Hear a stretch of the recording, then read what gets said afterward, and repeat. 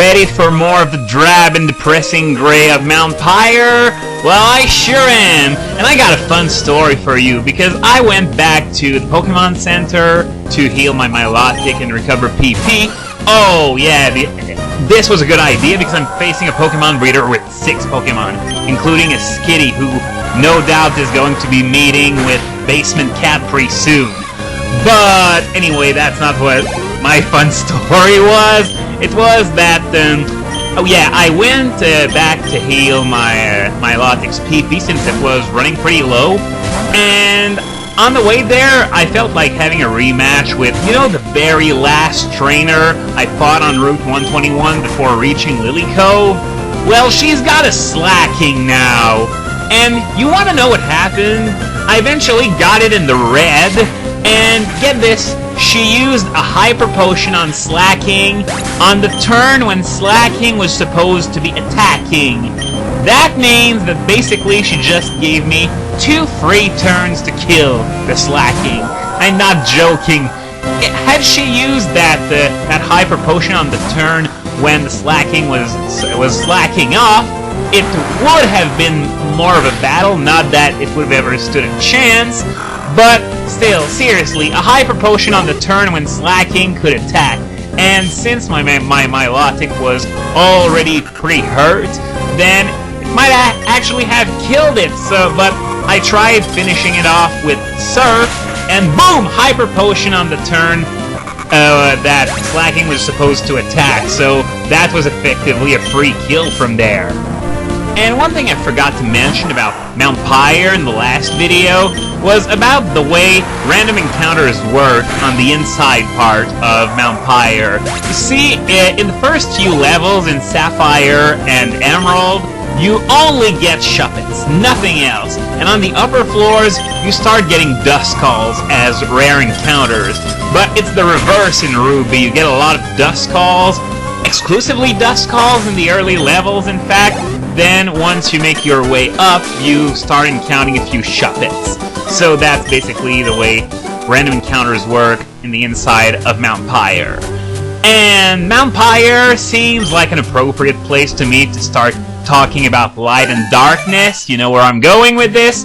The first 2 Ubers of the Uber trio for Generation 5 have been revealed. Reshiram for black and... what was its name again? Zekrom for white. And the really odd thing that just about everyone noticed right away is that Reshiram, the white guy, is going to be in black, and Zekrom, the black guy, is going to be in white.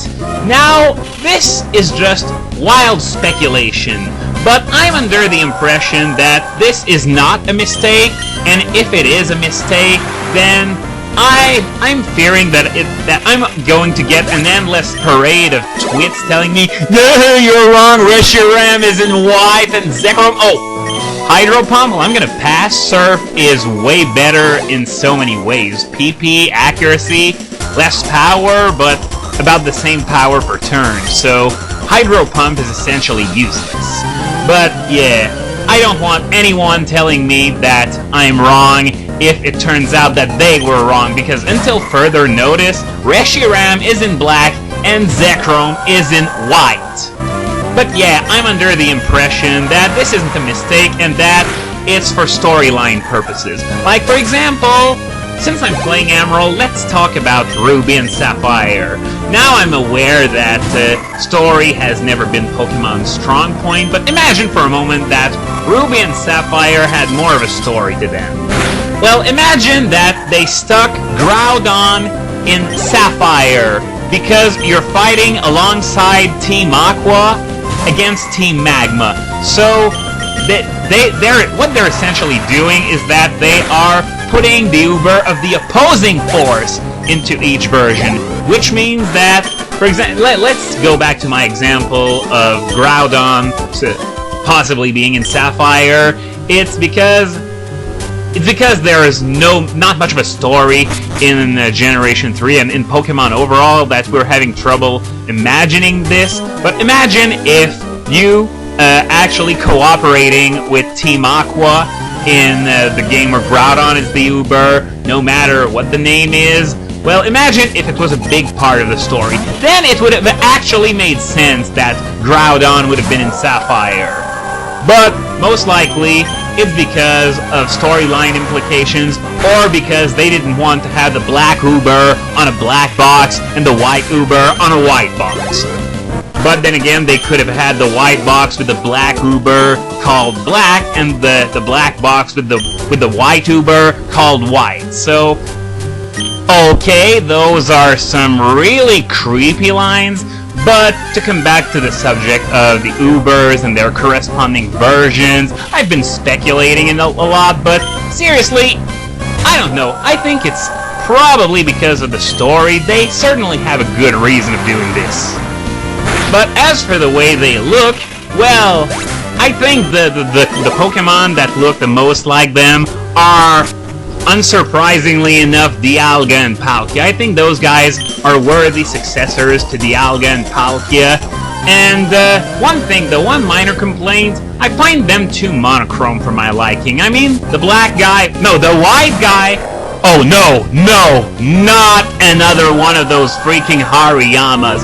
If I see the word Whirlwind one more time, I will burst into, no! Crap! Whirlwind again? Well, at least Skarmory was sent out and it can easily deal with it. It's gonna be the same thing that happened the last time. Whirlwind is just merely... What?! Fly Mist and now another Whirlwind? Jesus Christ! What is going on with these Hariyamas? Can they do anything else than Whirlwind? Well, at least this one is dead. Thank God. Okay. Time to just stop. Hariyama's dead. Moving on to the next Pokemon. Okay, as I was saying, I find the Reshiram and Zekrom to be a little too monochrome for my liking. I mean, Zekrom's all black and Reshiram is all white. While I do get the point that Reshiram is probably going to be the light Pokemon and Zekrom is probably going to be the darkness Pokemon, but still, a little color would have been nice. Maybe a little red on Zekrom or something, and some blue on Reshiram, maybe.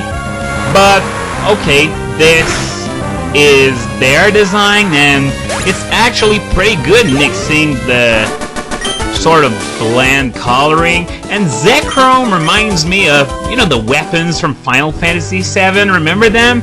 It sort of reminds me of that, actually. A lot of people are reminded of Yu-Gi-Oh!, but I don't know, I'm reminded more of the weapons from Final Fantasy VII, at least when I see Zekrom.